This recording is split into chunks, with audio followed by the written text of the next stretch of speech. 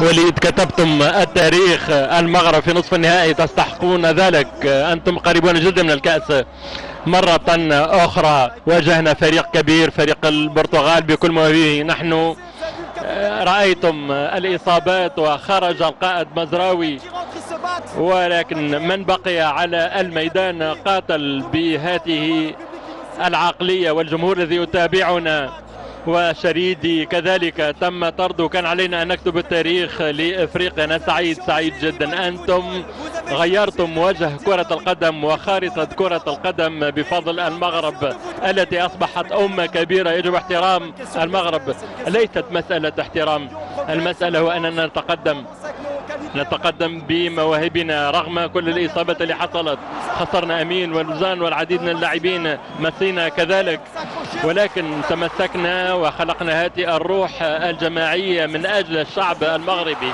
وكذلك إفريقيا عادت على الساحة حتى نتجاوز سقف التوقعات. وليد الركراكي، أنت كتبت التاريخ كناخب وطني عربي. أنت من بين الكبار تكتب التاريخ، وفتحت الأبواب لمدربين آخرين. ذلك هي الغاية. من الصعب بالنسبة للمدربين مثلنا الذين يدربون في افريقيا وكان هنالك شكوك فينا تكتيكيا، لكن نتقدم. نحن سعداء من اجل المغرب، واريد ان اشكر كل الجماهير واشكر كذلك الطاقم الفني والجامعة. سفيان مرابط، تهانينا على هذا الفوز.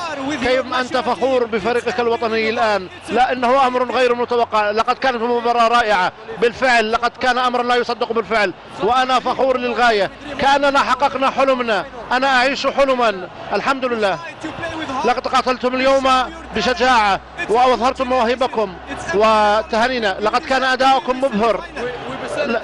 نحن لقد خضنا مباراة عزيزة بكيفية لاعبنا، بقلوبنا، من أجل بلدنا ومن أجل المشجعين،